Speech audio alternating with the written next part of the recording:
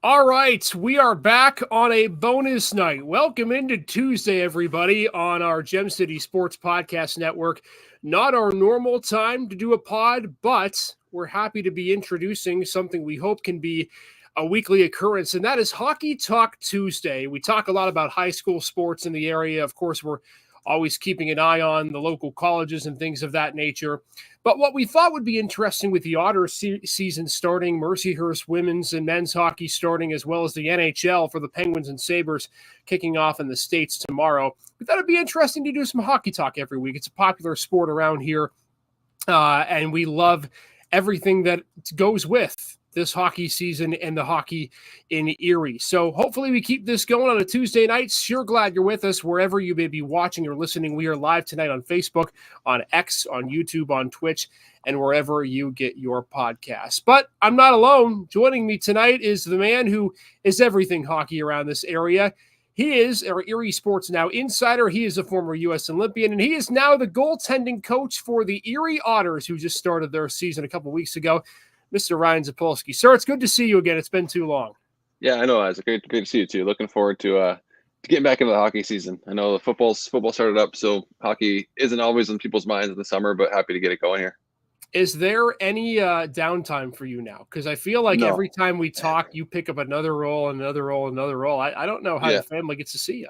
Yeah, no, I mean, the benefit is I am home quite a bit, but always busy around here, work things, different things for the Otters as well. So I do what I can to be around them as much as possible, but obviously some important things in my life as well outside of that. I want to ask before we get into this, because when I offered to do this podcast with you, you said, yeah, absolutely. And I think you embody hockey better than anyone here in Erie. What about this area is so prevalent in terms of why we love hockey, and what exactly could be important with something like this? Because I think hockey is so big in Erie, but no better than you to talk about just how big it is in your mind. For sure. I mean, I think I always say Erie's such a great little hockey town. I think, I grew up in like the end of the Erie Panthers days, beginning of the Erie Otters days. You can see the growth of hockey, I think, in the 90s in Erie. I think a lot of it attested to the Penguins as well, being pretty successful. And then obviously when Sidney Crosby came to the Penguins in 2005, I think it just really grew the sport in Western Pennsylvania as a whole. And we have a lot of, it's pretty rare to have a Division I hockey team, an OHL team in this area. We have the Sabres close, we have the Penguins close. So there's just so many like different pieces, I think, that go into hockey in Erie. So a lot of hockey fans around here, we know that. So and for me personally, obviously I grew up here. I played the game. I played my youth hockey here until I was 17 years old, until I finally left. So it has a long history with me as well. So I'm always happy to talk about it and discuss, local hockey, but also Penguins, Sabres. And play it too. By the way, teams that are out there that need a goaltender, this guy's still in shape. I know you'd rather play forward, but but goaltending is strong suit. Yeah, I don't know that my hips and my knees have anything left to play goalie anymore. So, well, we'll see. It's going to be a fun podcast and a great episode coming up tonight. Again, make sure to comment. Let us know where you're watching from, what you'd like to hear on this podcast. Of course, it's going to be all things on the ice. And a good place to start, Ryan, is the Erie Otters.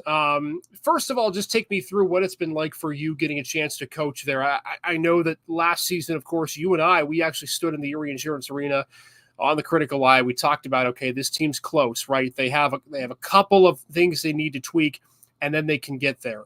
What's it been like for you being a part of that organization in the first few weeks with the team?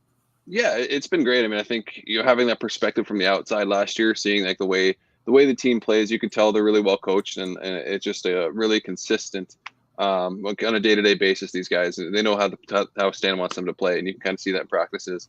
But yeah, having that perspective first to see the outside, jumping on the inside, seeing everything, kind of how things work day to day. It's been really exciting. I mean, I've been around the game for a long time, so being in an organization like the Otters as well, it's kind of brings me back to my days, the end of my career days, being around those professional atmospheres. It's really well run. The organization is really well run. So it's been a really good start for me. And also just jumping back into the game.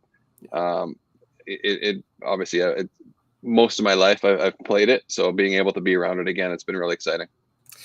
And we're only a couple weeks into the season. We're going to get to the team aspect in just a bit. But what I want to talk to you about first, and I think this is a good place to start with the Otters, because we know they have the talent on offense. We know that they can roll at this point 3, maybe 4 lines. that they're confident in. But I think the one thing that we talked about before you took the job coming into the year was goaltending, right? And the fact that after Ben Gaudreau leaves from being an overager, we saw how the Otters struggled a lot in the goaltending department when he was injured partway through the season. And the big question would be, how exactly would they be able to rebound, knowing that they don't have Ben, knowing that they don't really have anybody else in the pipeline.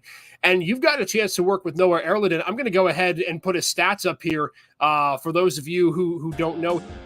Not bad for the games, Brian. 2-1 overall for the record, 2 goals against average.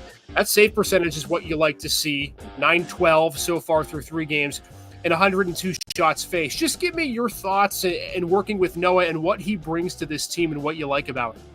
Yeah, I mean, Noah's first off, he's a kid. He wants to get better every day. I mean, that's the most important thing at the age he's at. Showing up to the rink, he's got a great attitude. Guys love playing for him. He's a competitor. Like, you see him in practice, how hard he works. He doesn't give up on any pucks.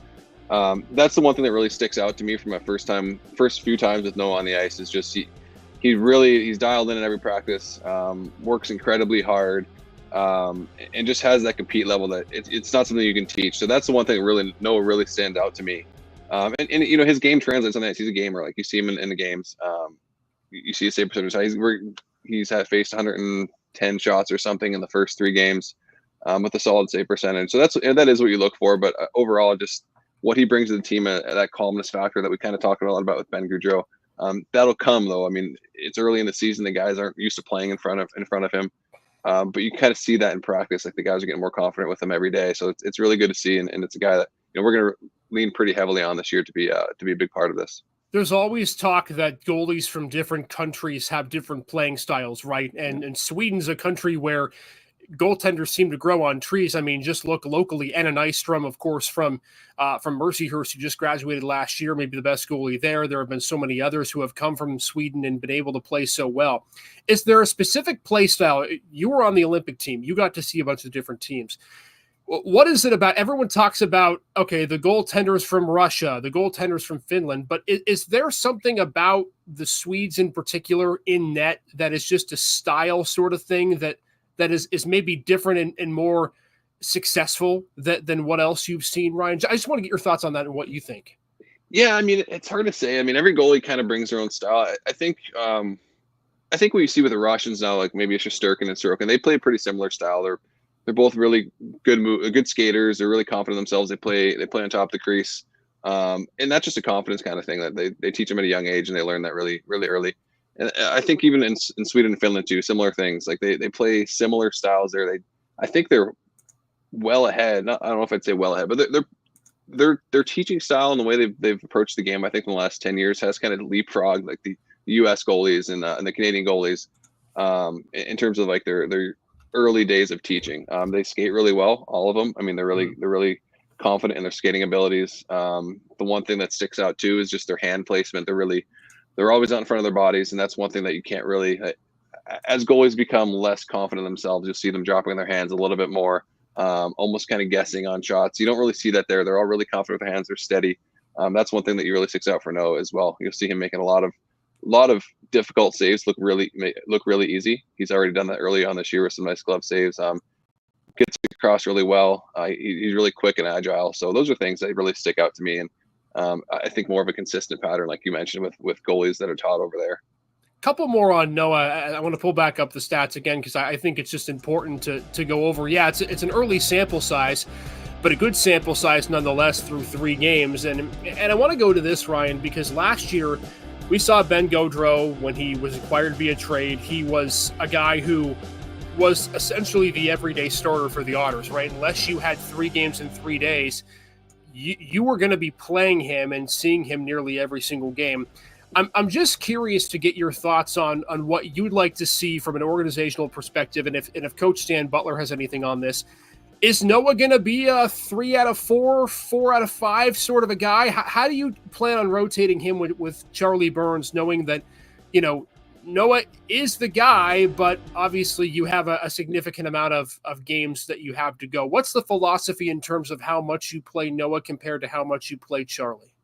Yeah, I think that's going to go off I mean, first off for Noah, so he's not probably used to playing in the volume of games we're going to have here. I think playing in the OHL it's a little bit different than playing in juniors in Sweden. So that's one thing that we'll have to learn to manage throughout the years is making sure he's fresh. And Charlie's gonna be a big part of it too. There's no doubt about it. I think there's no set plan. I think we're going to kind of roll with it now. See, give them both some chances early on in the year. Get into the game pattern, get into the game rhythm. But I think overall, like as the season progresses, it's going to be really important that we're going to have two fresh guys towards the end of the year. And that whatever the split is, if it's a 40-20 or whatever it ends up being, that's not really determined yet. It's just going to be more like kind of go with the flow as the season starts. See who kind of emerges as the top guy, and just kind of go with that. But yeah, I think it'll be tricky, I think, to manage Noah's workload throughout the season as well, for sure. What's the key? I mean, sure, you've given him a lot of advice because, I mean, clearly, as you said, he just came over. It's not like he's been playing in the OHL a couple of years. He's having to face different talent. And I think, and you've seen even in the first 2 weeks and last year and the year before that from a distance when we were talking with the Otters, that the OHL seems to get more talented and more talented every single year. And one of the things that I see in covering games is the fact that we're moving to an offensive league. Whereas the NHL wants to score more goals, but the scoring is dipping. I think in the OHL, you're consistently seeing a lot of goal scoring, and that included your first 2 games where the winner of each game had 5 or more goals. And we'll get to that in a second. But what is it, advice, if you will, that you're going to give Noah, and maybe that you're able to share, that will be key for him to just listen to early in the season, knowing that the save percentage right now is .912. It probably isn't going to be there all year, and if it is, you guys might be on a run to the OHL finals. Yeah, I mean that's. I mean, you don't want to look at stats too much. I think that you get really caught up in that, and I know it's an important part of being a goalie. I mean, you look at. I mean, when I played, I was dialed into stats all the time. I probably shouldn't have been as much as I was, but I always it was important to me. But the advice, I think, coming over from a different league, a different playing style. I mean, the first thing for him is the ice is smaller, so that's one thing he's got to get used to early on. If there's a breakdown or a turnover in your own zone, like it's almost always an immediate scoring chance. It's different in Europe. In the European rinks, they're bigger, so there's not everything is as compact and close to the net when things break down. But I think he's adjusted really well to that already. I mean, for a kid that's played 4 games in this league, and played some, like you said, like the talent in this league is another thing you got to really be aware of. Like everybody's good, everybody can score. So you got to really get it dialed into that part of it for him early on. But those are the adjustments that come. It's not going to be an immediate thing. Like I think we've seen flashes of him being outstanding already early on in the season, which is a really encouraging sign for us. So it's just something that he has to kind of be aware of moving forward. It's just the rink size is the first thing, and then just not getting too caught up in the statistical side of things, because that's where you kind of get mentally off of your game a little bit. Just focus on getting better every day and improving your game. If you do that, if you have good habits, like as the season goes on, like it's going to take care of itself. You're gonna recognize the results are going to start to come, and that's something that we've kind of talked about with him a few times already. I remember Chris Knobloch back when I was in high school, not to date myself, but when they were making that run with the championship for Erie, actually the year before, when they ended up losing in the finals when they beat Sault Ste. Marie in the West Final, he said, look, for goaltenders, anything around 900 is going to be good enough to get you into a deep playoff run in the OHL. At that point, it was Devin Williams for Erie, which I think you could argue outside of Ben Gaudreau is the best goalie that they've had on the Otters staff since that run in 2017. So, yeah, I mean, I think if Noah's able to keep it around that point, I also think, too, the key is going to is the health, right? And of course, you can't predict that.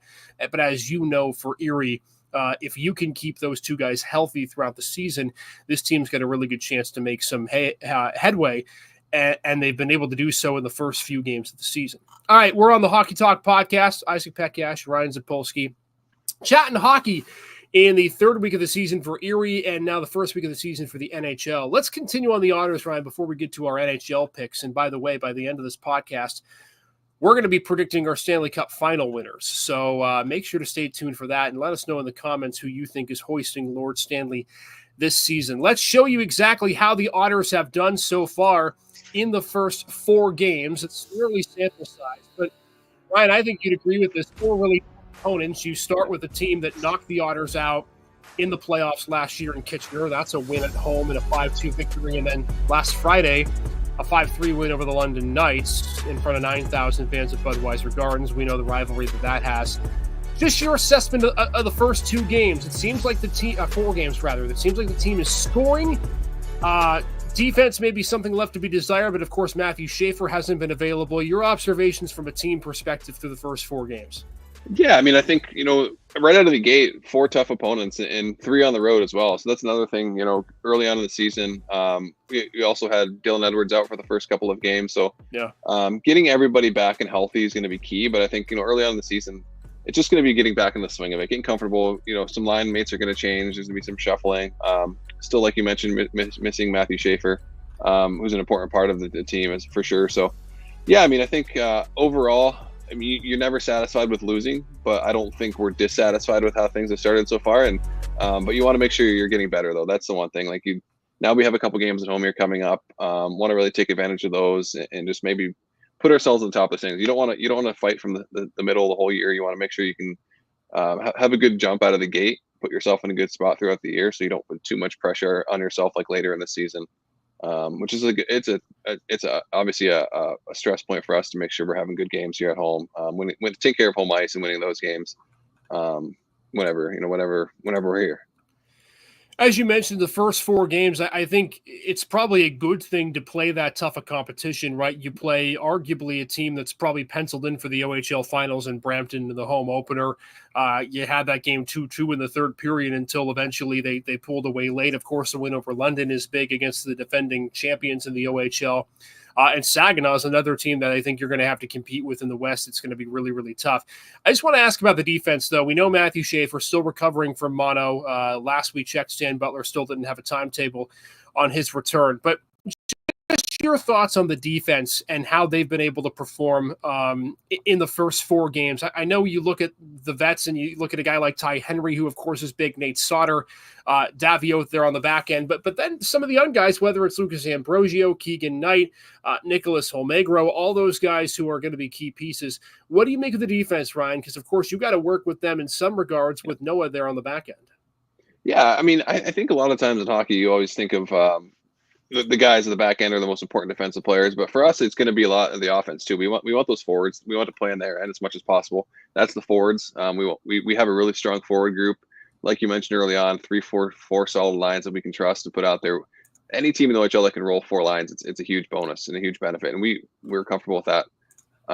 But yeah, I mean, I think we have some younger guys that are still getting some game experience, and it's good for them to get this early on with Matt Schaefer out of the lineup for a little bit here. So having those guys getting that experience early, leaning on guys like Ty Henry, he's got to be the leader back there.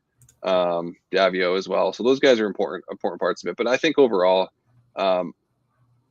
solid start for everybody. I mean, I don't think there's any, I felt like for both, or actually all 4 games, couple stretches where things didn't go well, a couple breakdowns, but for the most part, I think we played really well. Carried a lot of the play. Just those breakdowns, unfortunately, have been ending up in our net more times than not. So that's something that we'll work on. But it's expected early on in the season to make mistakes, and it's important for those guys to not get too down on themselves when that happens. It's young guys. It's going to happen early on, but we'll fix them, and they'll improve. That's the one thing going forward is having that game experience early on is going to be a benefit for all the guys, because you want a deep core. Injuries happen. I mean, this could happen later in the season if one of the top D-men get hurt. You need to rely on those younger guys to kind of step up. So getting that experience early on is going to be really important for them. I'm really curious because you look at the forward lines and, for a casual fan, you look at the second line, you're like, yeah, I get it. It's Femus, Edwards, Alfano. I mean, how much, Ryan, in the playoffs did we talk about that line and that they were literally the only offense the Otters had? But then you look at the top line, and I want to go here with the offense because Carey Terrance, named captain, he, of course, is the guy who you have in the middle. Then Oliver Phillips and Wesley Royston, 2 guys who we haven't heard a lot of in previous seasons, and even so early in the season or in the preseason, they weren't necessarily your go-to household names. What has that line been like, and is it just a matter of trusting that Carey can be there in the middle? What do you make of the Phillips, Royston, Terrance line that we've seen a couple of times now? Yeah, I mean, I think Carey's he's a leader up there for us for sure, and you can test different players with him, I think, early on and see what kind of fits, and that's what's happening, and that's the benefit early in the season. Try different combinations, see what matches up the best, and I think like you've seen, I think that line's actually played very well. and you can continue to test that. Like when you have three lines of forwards you can trust to score goals and be really big contributors, and that's the one thing that was lacking towards the end of last year in the playoffs. It came down to really one line that was scoring. So you need to find those combinations early, whatever works. And Carey is a guy that you can put anybody on his wings, and he's going to be a producer. All right, let's talk the schedule here, Ryan. Finally, 2 home games in a row. It never feels like this happens. It feels like we always get into week 6 or 7 before the Otters have back-to-back home games. North Bay and Windsor coming in. I want to touch on North Bay for a second, but I want to start with Windsor. I mean, you want to talk about a team that has been scoring goals. They have, I think, 39 goals through 4 games, have absolutely dominated so far, and look like, on offense, the best team in the OHL so far through a few games. What's going to be the key this weekend in stopping this Spitfire offense that has not been stopped through the first 2 weeks?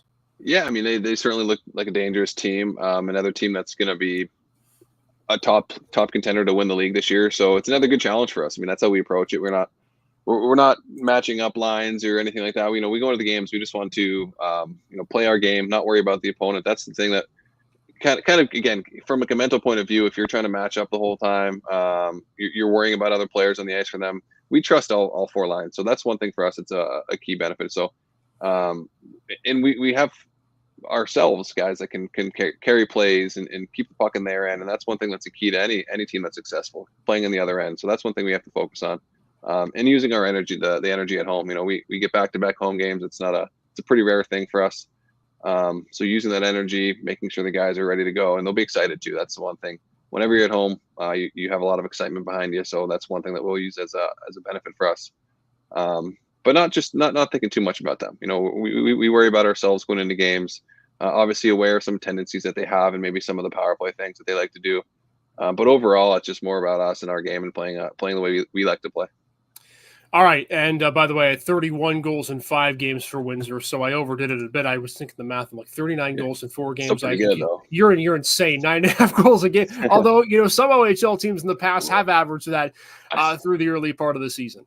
Yeah, I think they had one, maybe 11-goal game outburst already. So no, I mean, for sure. I mean, still that's a pretty good scoring pace. All right, so the Otters at home this weekend, North Bay Friday, Windsor Saturday. Make sure to go and check one of those 2 or both of those games out. First back-to-back at home for the Otters in their first home game since the 28th of September, which already feels like 5 weeks ago. That's because it was almost 2 weeks ago, because that's how fast time flies. Ryan and I know this. Yeah. When you get kids and you have busy jobs, time flies pretty quickly. All right, let's flip to the NHL here on our inaugural Hockey Talk podcast, Hockey Talk Tuesdays here on the Gem City Sports Podcast Network. Make sure to give us a follow, like, subscribe at Gem City Sportsnet on X, on Facebook. We're live on YouTube, we're live on Twitch, and wherever you get your podcasts. It's prediction time tonight. We start our inaugural episode, Ryan, of the NHL with our predictions, because the NHL season, though officially started for the Sabres over the weekend with the International Series, officially gets underway in the States tomorrow with the Pittsburgh Penguins. And let's start with this. I want to touch on the Penguins first and kind of dive into them, because they, to me, are the wild card of all things. Did you listen to Kyle Dubas's press conference yesterday?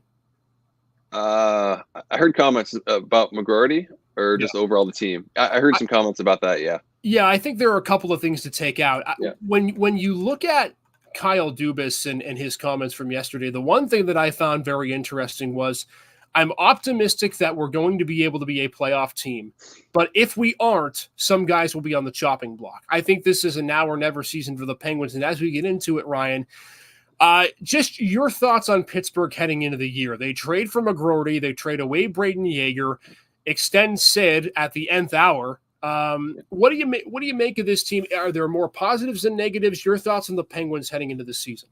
Yeah, I mean, I think the person on the chopping block the most is going to be Mike Sullivan for sure. I mean, I think that's maybe more of a message to him to make sure, out of the gate, these guys are ready to go, because like you've seen in the past couple of years, both Pittsburgh and Buffalo, when you're slow out of the gate, unless you're the Edmonton Oilers and you have Connor McDavid and Leon Draisaitl on your team, it's hard to come back from that. So that's one thing, like right away, like you can't have a slow start.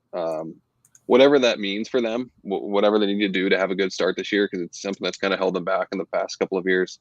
But I mean, it comes down to Sidney Crosby. I think at the end of the day, like how much can he carry this team? It's the same guys again, but you add in a guy like McGroarty. Like, can he fit in one with Brian Rust out early on? Can he fit in that top six role and be effective and be productive? Does he bring another element of youth to some of those older guys like Malkin? Yeah. So that's the one thing that's going to be key to them is who jumps in that lineup and who who's a difference maker. It's been the same guys for the past 10 years, right? So that's the one thing. Need some fresh blood, some fresh guys in there that can really bring another element to them. But I mean, like we've done the last couple of years, I think we've predicted them to just barely squeak into the playoffs. I think they both years have barely missed the playoffs. I'm still feeling pretty confident in them. I just can't picture Sidney Crosby missing the playoffs 3 years in a row. I don't know. I think he's a player that's going to kind of will this team, and he signed that contract because he really thinks his team can be successful. I don't think he's here anymore I don't think he re-signs in the offseason if he doesn't really feel comfortable with the direction of the team. I think that's one thing that was really important to him going through negotiations, and maybe why it took him a little bit longer. Really being confident in Kyle Dubas and his direction and making sure this team still can feel the winner. To me, there are three pillars of this team that I think have to work to be able to make the playoffs. The first, and I think this is the most obvious, is the power play. It was abysmal last season. We talked about it a bunch. I think the question for Mike Sullivan this season is going to be, do you want to play your stars or do you want to score power play goals? We saw at the end of last season when they made the trade of Jake Gensel, the roster play they got back was Michael Bunting. They put him in as a bumper position, and I still think it worked a little bit better, but still not as much. I don't understand how you can have so much talent on your first power play unit, whether it be Crosby, Malkin, Carlson, Letang, Raquel, Brian Rust when he comes back from IR, and still not be able to put the puck in the net. I don't know what exactly is going on with that. I don't know how you're going to be able to rectify it. I think it's a huge hire to bring in David Quinn to help the power play. That to me is one of the more underrated hires of the NHL season. Maybe between him and Claude Julien with the Blues, I think would be the two underrated assistant coaching hires. But that has to be able to work. If the power play is not successful, this team's not going to make the playoffs. And I think they are too talented to be able to not have another successful season and be around the 15 percentage point mark. So that's pillar number one. I think pillar number two, and this is kind of off the cuff, Ryan, but John Leidick and I were talking about this earlier in the day. And I remember back to 2016, 2017 when they won the Cup. And Sidney Crosby was doing Sidney Crosby things, but he wasn't necessarily playing with stars. That was back when Jake Gensel was a rookie. Brian Rust was on that line for parts of it. You saw Tom Kunak, O'Connor, Sherry, all those guys who were part of the top unit. I think this is a year where if you're the Penguins, you know that Sid came off a great year last year. Why not play some of the young guys with him? I think Rucker McGroarty, if you're smart, he's on the top line with Sid in the first 2 weeks. I wouldn't waste any time. I wouldn't worry about any sort of slow start from him. I think that's a guy who has to be on Sid's left wing. Then you look and you say, okay, what other young guys can you look at? Or what other somewhat non-talented guys do you put there? I think Jesse Puljujarvi, if he's able to make a consistent roster spot, would be big. Drew O'Connor, who could be on the chopping block as well if the Penguins don't play well. I don't think that this is a year where Sid needs to worry about playing with stars because he's still proven that he's that guy. So I think pillar number two is play the young guys with Sid, make sure that one or two of them pan out. And then number three, Ryan, is goaltending. You're able to bring back Alex Nedeljkovic, but my question is Tristan Jarry going to be that guy? You re-sign him to a big contract. A lot of rumors in the locker room as to whether or not he's the guy, whether or not he's a good locker room guy. I just wonder, and I want to get your thoughts on goaltending. Do you see Tristan Jarry as the guy? Because I don't know at this point that I see him as that goaltender that can lead you to a Stanley Cup. Yeah, Stanley Cup. I mean, I don't see it either. Even as of playoffs, now, I mean, 2 rounds. Like he's always had those flashes though, where you're like, okay, he's a starter in this league. Like he's a top 10 starter in this league. That's what you really need to win the Stanley Cup. You need to have ideally a top 5 starting goal in the NHL to win that cup. There's been a few instances where that's happened where you haven't had that, but traditionally you have to have a guy that's really at the top of his game. You don't see it long enough from him. That's the only problem with him. Like you might have I think did he lead the league in shutouts last year? Maybe. I mean, he had quite a few shutouts, but then 7 or 8, but then, he'd go ahead and give up 6 the next game. It's that consistency thing that's always been a problem for him. Yeah. Whether that's tied to injury issues or whatever it is for him, it just hasn't been consistent enough. And that's when you see the team go on, tough stretches. And I think last year when they played their best hockey at the end, that was Nedeljkovic. He was dialed in. He was good every night. He wasn't giving up the bad goal at the bad time, which has been kind of a thing on Tristan Jarry, giving up the weak goal. So that, yeah, I mean, it comes down to that always, but I think Pittsburgh even more of a question mark going into this year. But I don't know Nedeljkovic's injury situation. But Bloomquist starting as the backup guy right now, and maybe he's a guy that can come in and just kind of light it on fire early on for them if Jarry struggles. I mean, something. I mean, maybe a young guy that kind of instill some new life into the team. But yeah, I mean, I think hopefully Jarry has a good start and the team can kind of rally around that. But I think on your other points too, the pillars. I think I think the David Quinn hire is huge. I think that's going to really change up power play for sure. I mean, it seemed like it just got kind of stale with the way they were playing the last couple of years. They weren't changing anything, and teams can adjust to that and kind of shut that down. Regardless, I mean, even if you have superstars like Crosby, Malkin, Carlson, Letang, you can still shut that down. The penalty killing side of things is typically it's just a hard working thing and being in the right spots. I mean, it's once you realize the team's tendencies. Not that it's easy to shut them down, but it becomes a little bit simpler for them to realize how they play and how to kind of approach that. And I just think for the power play, I equivocate it to too many cooks in the kitchen. There are so many guys who want to give up pucks for one-timers because they're superstars on the ice. Just shoot the puck. Yeah. I mean, when this power play was working 6, 7, 8 years ago, all right, let's go back to the Stanley Cup run. Justin Schultz was shooting the puck every chance he had from the point. And whether it was deflected in or forced to rebound and eventually put back in, I mean, I think Brian Rust had about 20 power play goals from inside the the paint that year. So just shoot the puck. I think that's going to be a big key for the Penguins. And again, that power play is going to have to get better if they want to make a big run. Let's go ahead, Ryan, and I'll start here, one player that has to be a big key to this season. I'm not going to go with any of the obvious ones. I think, to me, and I know that this might get lost in the shuffle, I think Ryan Graves has to have a huge bounce back year. Was invisible last year, should have been probably a healthy scratch in a lot of ways. I know he was dealing with some injury concerns. They signed him to a decent deal, and I think the idea was, okay, it's an offensive defenseman, but he's not an Erik Karlsson type where he's not going to overplay things, but he can pitch in a few goals. He, to me, is the guy on defense, and if he can have a bounce-back season, this Penguin defense looks a lot deeper. They get Matt Grzelcyk in the offseason. Letang's still there. Pettersson, to me, is a top 10 defenseman in the league currently. If Graves is able to get back to form, I think this defense becomes a lot more stout. If he doesn't, then you're back to relying on 2D pairings, and I don't think you can win in this league with 2D pairings. I think you have to have at least 6, if not 7 deep. So to me, the key for this season is Ryan Graves. I think he has to have a bounce back year. And I'm curious to hear your key player this year, Ryan, for the Penguins. Yeah, I mean, I like the Graves pick there. I think he's going to be an important part of this for them for sure. But a guy that I think, I'm going back and forth between 2 forwards here that I think one guy came in later last year and he had flashes of it, and I think he's had a lot of expectations on him early in the year in Edmonton. That's Jesse Puljujarvi. I think he's a guy that has to kind of jump into that lineup. Whether or not you slot him up on that first line with Sidney Crosby, like you mentioned earlier, if he's a guy that can jump in, find some spark with him, playing with him, having a full training camp with him now is going to be helpful.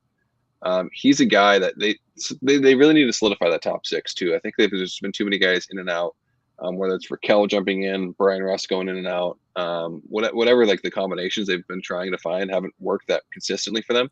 So he's a guy that I'm actually excited to see him this year. I think if he's fully healthy, it's a year. It's almost like a make or break year for his career too. Like if he can really have a solid season this year, can really solidify himself in the NHL because he's always been a guy that's just kind of been on the fringe, and I'm excited to see what he can kind of do. All right, your prediction, Ryan, for the Pittsburgh Penguins. Are they making the playoffs? How do they fare in the Metropolitan Division? What's your thought for the Penguins before the end of the year? The Metro is so tough. I mean, I think Carolina, I think New Jersey is going to be a monster this year. I think already 2-0. Yeah, I think the Rangers are going to be just as solid. So their division is really tough. And not to say the other side isn't either. I think that's also going to be a really good one.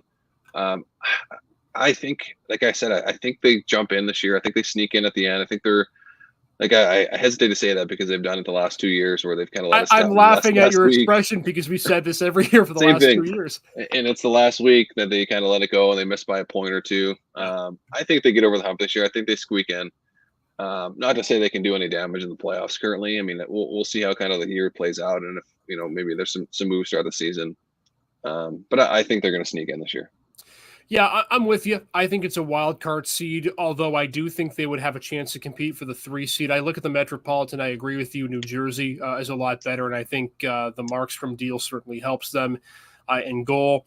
I think Carolina's going to take a step back because of what they lost in the offseason, but the Rangers are still there. The Capitals, I think, are going to be a team that could be a dark horse for the Stanley Cup because they got a lot in the offseason, and they're only getting better, and they're young. I think they're maybe the 7th seed, 7th or 8th, to your point, sneak in. But again, the unfortunate thing for Pittsburgh, the ceiling is here and the floor is below my TV screen. Yeah. I mean, there's just such a gap between what they could be and what they could struggle to be.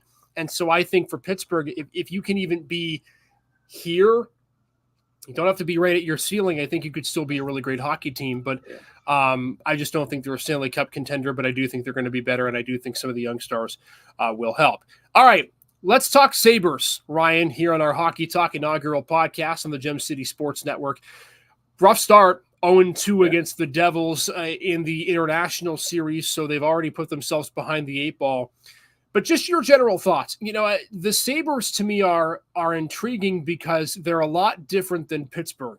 They have the defense figured out. It seems like their goaltending situation is fine. And then you look at your offense and you say, what the heck? Why didn't they? I mean, the question mark for them is why didn't they go out and make a move at the forward position this offseason? No idea. We talked about it at length. Yeah, they have the cap space. Like they can certainly brought somebody in. It's just, I think, maybe not spending to the limit. So that's something that's going to hold them back for sure. But I mean, their decor is just absolutely stacked. I mean, It's so good. in the goaltending, Levi looked pretty solid in his first start this year. Hopefully, he's a guy that can really take the next step. But it's tough. I mean, it's not like a normal situation. You're going over to Prague and playing your first 2 games back-to-back days, losing some 2 tight games to a team that, in my mind, is going to be a Stanley Cup contender this year. So. I wouldn't take too much into those 2 losses, but yeah, I mean, they're a team that they really need to figure out that top 6 because you look outside of maybe like a Thompson, an Alex Tuck, Dylan Cousins. I don't see much else in that top 6 that's like a sure thing, like guys that you can really rely on to be even a 60-point player. So that's really where their struggle is going to be this year. I agree. And I think I was as shocked as you were when the Sabres didn't make a move in the middle of the season or even at the end of the season when free agency started. I mean, their biggest acquisition was Jason Zucker. I mean, you could argue Ryan McLeod, okay, you get him from Edmonton as a third-line center. So I think at the center position, they're okay. But this is, to me, where you miss a Casey Middlestat, where you miss a guy who can be able to produce 50, 60, 70 points for you. I think Tage Thompson's going to have a rebound year. He wasn't as effective last season as he was this year. A lot of questions as to should you maybe move him to the wing so he can be more of a scorer. But then again, you are supposed to have your 3 centers set with Thompson, Cousins, and McLeod. But I mean, I agree. I think to me, the lack of moves in the offseason signified, at least in my book, that management doesn't believe the Sabres are quite there yet. It almost feels like they're waiting until the perfect moment where they're going to go all in. And I don't know if that's necessarily the right move. We can discuss that moving forward. But I think you look at the offense and you say, not only is the top 6 left to be desired, but the bottom 6 is more of a physical, grinded out sort of a unit. And I don't know if you need that. You have the defense to be able to make that work. You've got 3 great deep pairings, and I think they probably have the deepest defense in the league. Why do you feel the need to have 2 checking lines or, 2 grind lines and only 6 scorers realistically in your lineup? That is concerning to me. So, again, if you're the Sabres, you're going to win games low scoring. I think Lindy Ruff may like to play that way, although his teams have perennially been teams that can score the puck. Your thoughts on Lindy Ruff? I mean, is he a guy that can get this offense to produce more, or was it more so in your mind of a legacy hire for Buffalo? Yeah. Well, yeah. I mean, I think I was pretty hard on him in the summertime when they made that hire. Didn't give a good grade to that because I felt like it was more of like a nostalgic move by the management there. They wanted to bring back maybe the glory days of the late '90s with the Dominic Hasek and the Ryan Miller.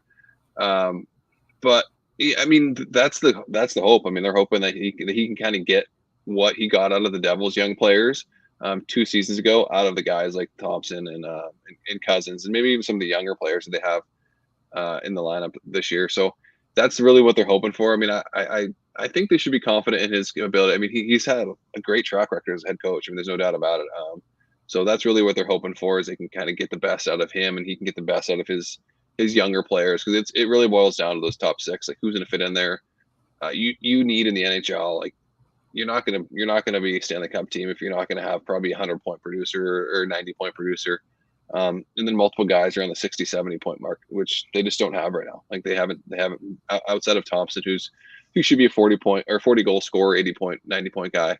I don't see anybody else that's really gonna reach those levels. So hopefully they can get the best out of him and everybody can kind of rally around Lindy Ruff and what he brings to that organization. So yeah, it'll be interesting to see. I mean, I think.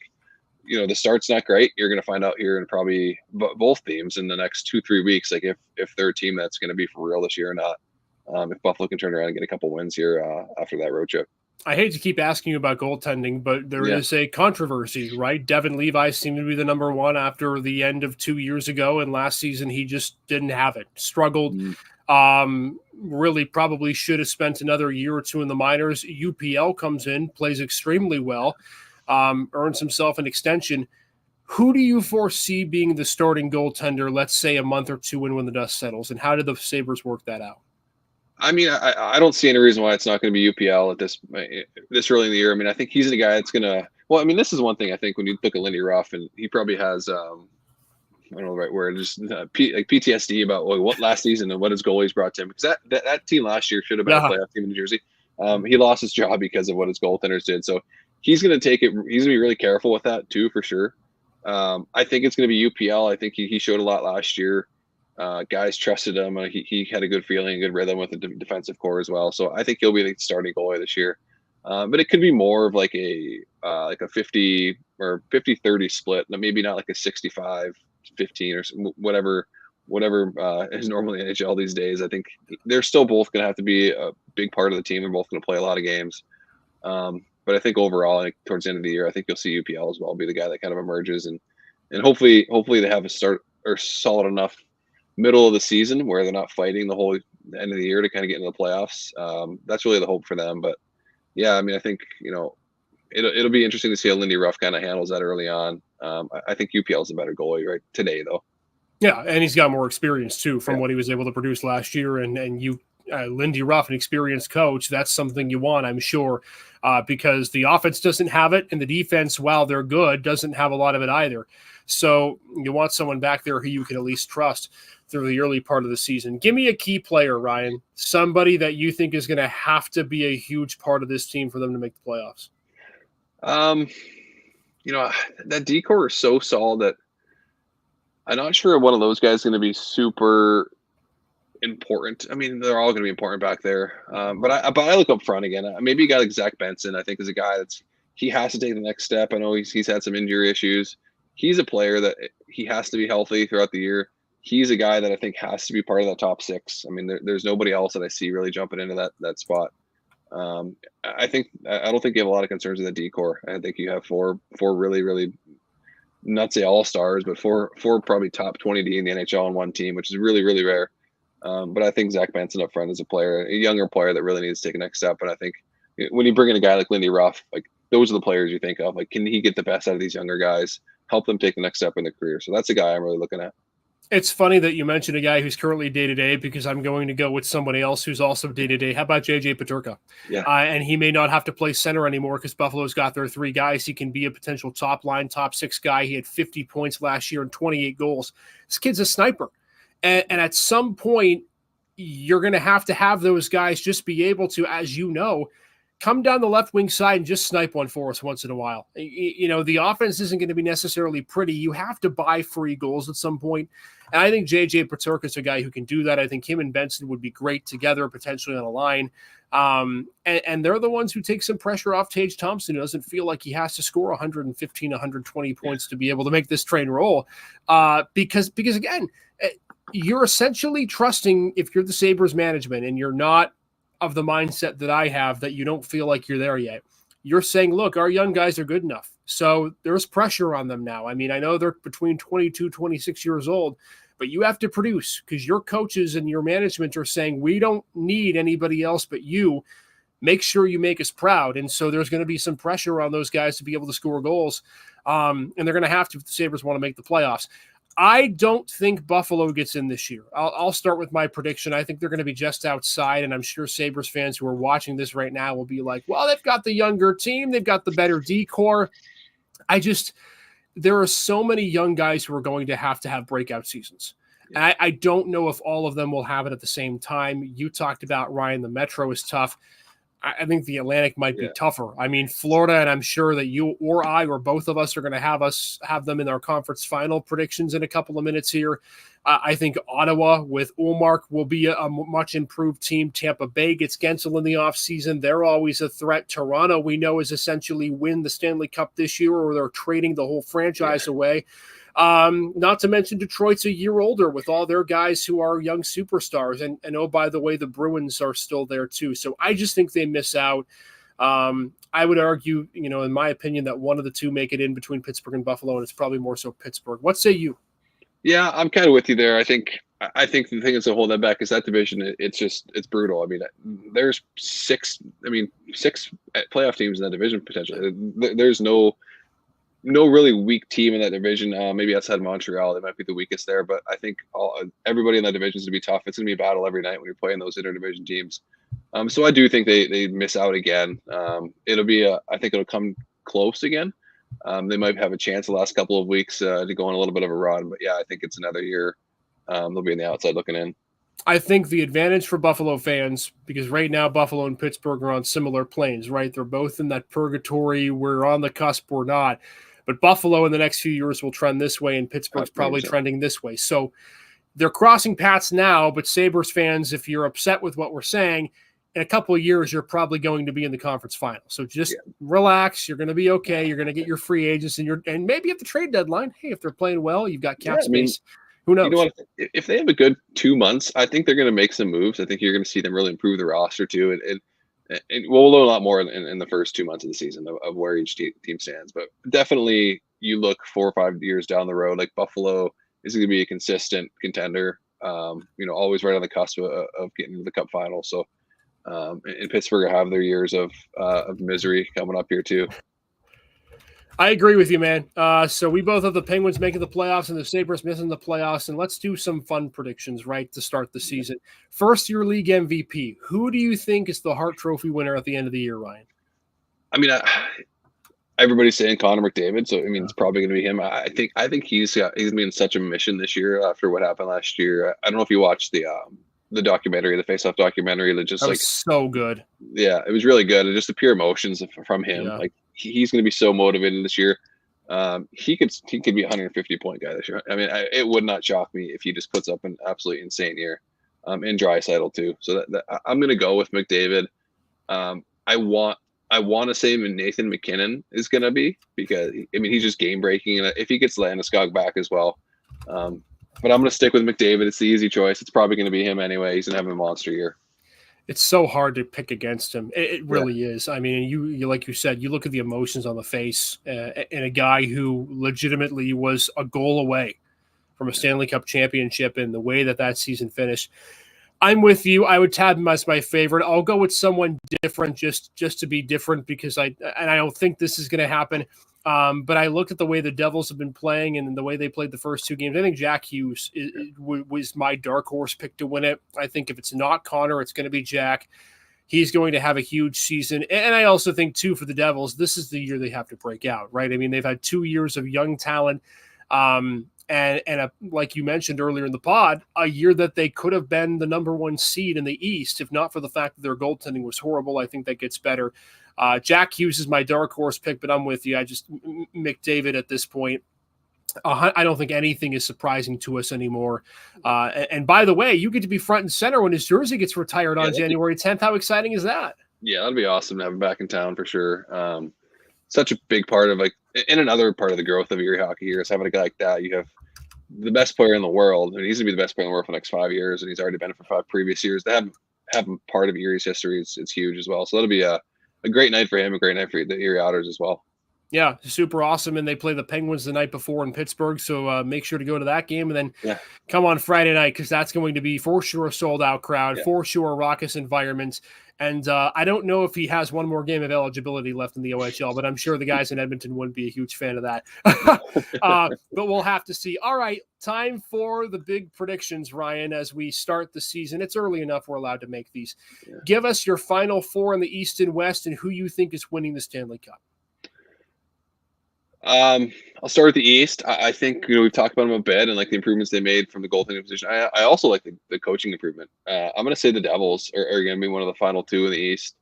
And I think the Panthers run out of gas this year in the second round. And I think the Rangers are going to be the other final team over there.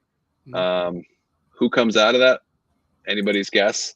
I'm going to say I'm going to say it's going to be the Devils. I think they're going to get there. I think those young stars, like you're predicting Jack Hughes to be an MVP. They're going to be a team that's going to be really, really deadly throughout the year. They had a great start already. They look more together and connected, I think, early on this year. So I'm taking the Devils to come out of the Eastern Conference. West is a little bit different. I mean, I think with Edmonton, I think their division is pretty weak this year, so I think they're going to roll that division. I think they're going to have not much of a fight to win that division. So I think they're going to win there. And my other prediction out of that, depending on how – there's a lot of question marks with Colorado. I'm going to take them to be the second team over there. It's just going to depend a lot on Landeskog and how that goaltending kind of shores up throughout the year. But I'm predicting a Colorado versus Edmonton Western Final, Edmonton making it back to the Cup. And I think Edmonton gets over the hump this year. I wouldn't disagree with that. It wouldn't be a shock to me at all. And you also wonder too, I mean, Edmonton's never trading him unless he demanded out, but how many years with this core does McDavid have left to win a cup?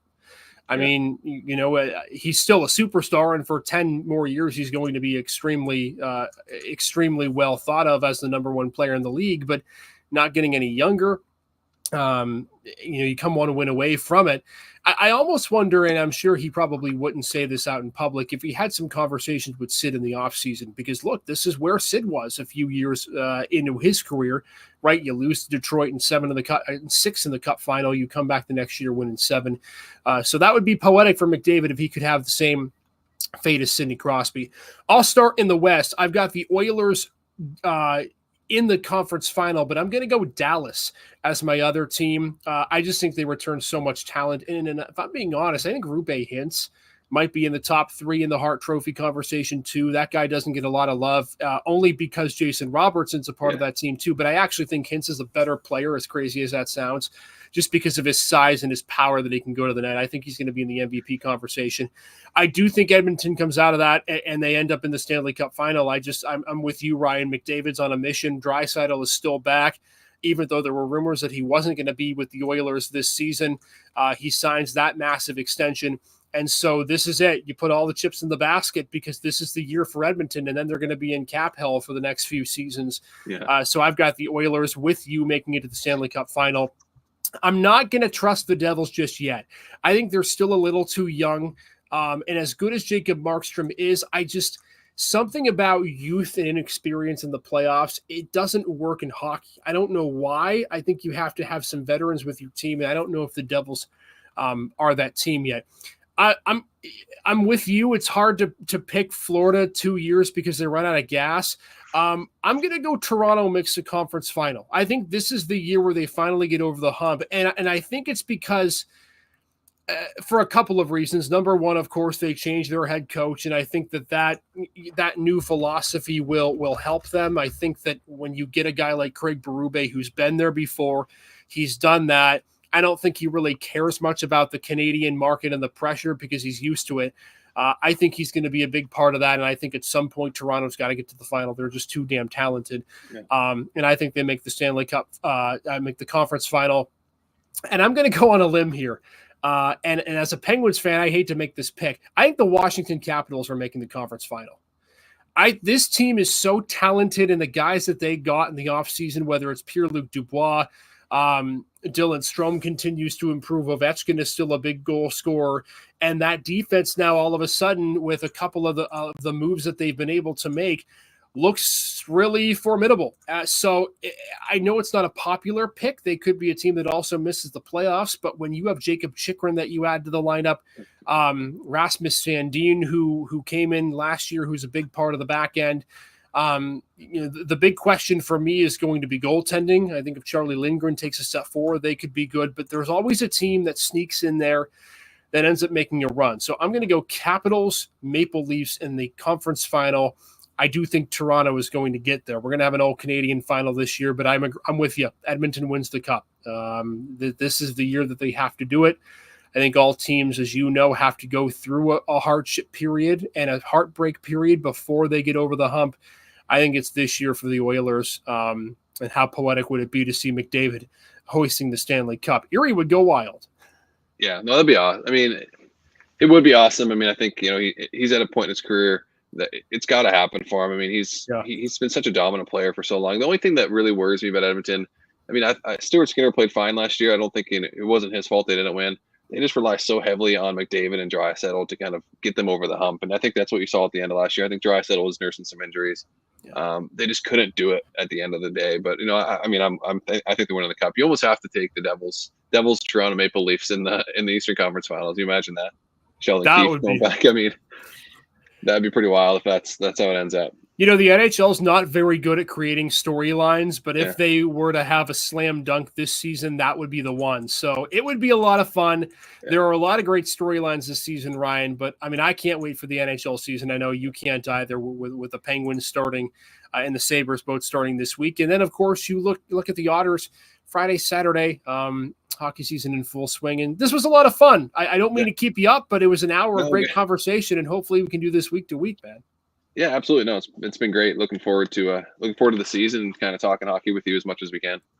All right, one more time, the Otters schedule before we let you go. Happening Friday and Saturday, they're home against North Bay and against Windsor. This has been the Gem City Sports Podcast Network, our inaugural Hockey Talk Tuesday podcast.